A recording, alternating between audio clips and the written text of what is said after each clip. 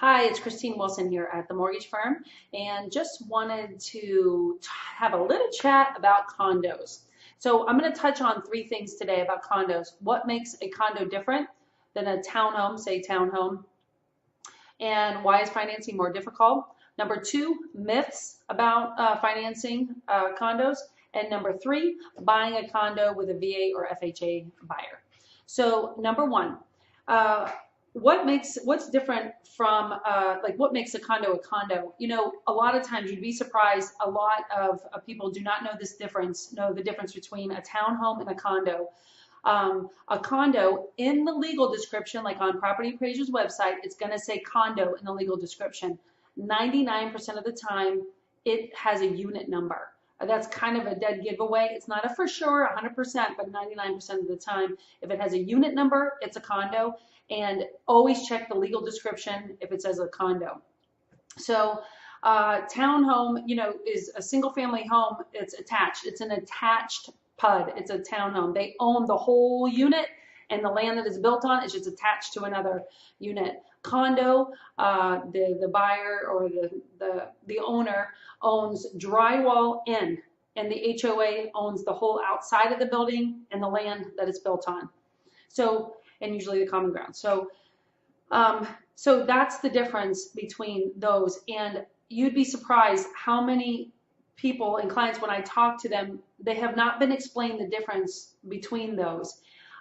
So it's really important to set the expectation with your client right up front and let them know the difference so that we don't get halfway or all the way to the end of the transaction and then they find out that they bought a condo where they do not own the outside. I mean, usually that's pretty obvious, but you would be surprised on how many people don't know the difference.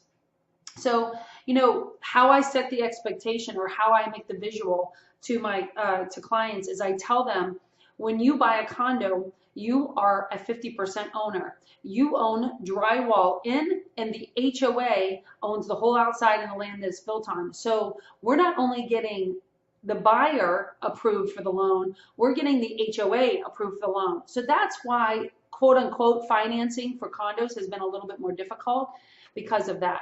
So because we have to get the HOA approved, we have to get all the HOA documents in. Now, we have had super awesome success with primary residence and condos. So honestly and truly, guys, unless the HOA is bankrupt, it's a pretty good bet. I mean, Fannie and Freddie have definitely loosened up a little bit on primary residence condos. You go down to 3-5% with condo lending on conventional.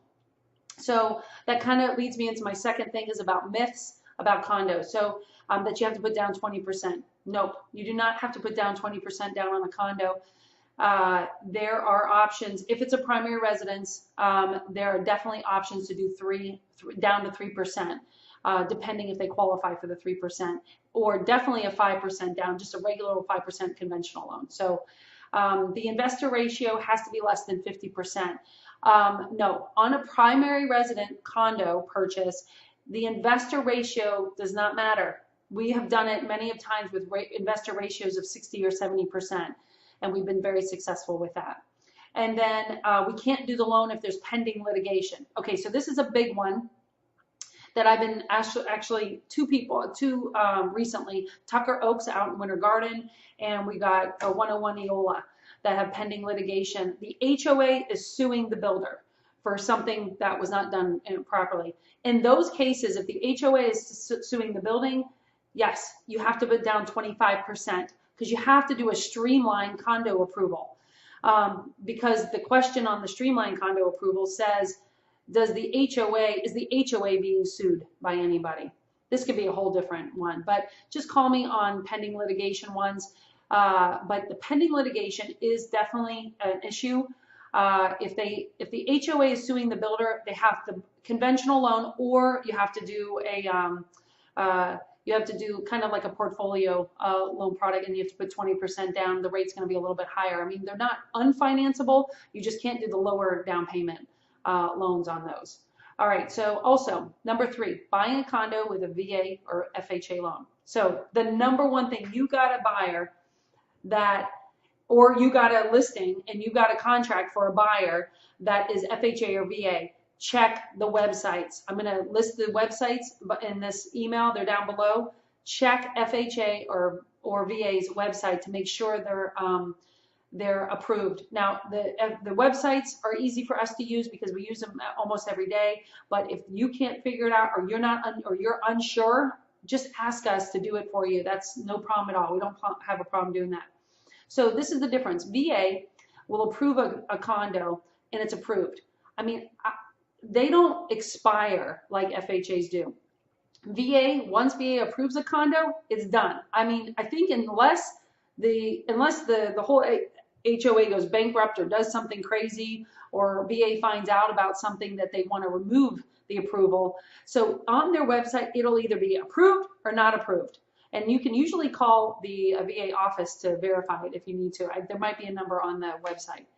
All right, so number 2, the FHA approval process. There is probably, I don't know, like 5 approved in Seminole County and maybe 7 in Orange County. And it changes. They expire.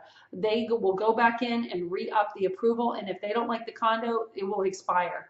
So it's super important. Don't assume that just because it was FHA approved last year that it's still FHA approved this year. You must check the websites all the time. So anyways, that's my information on condos. I hope it was helpful.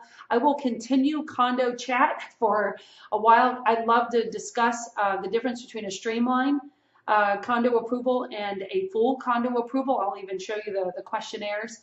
So stay tuned for that. All right, have a great day. Bye.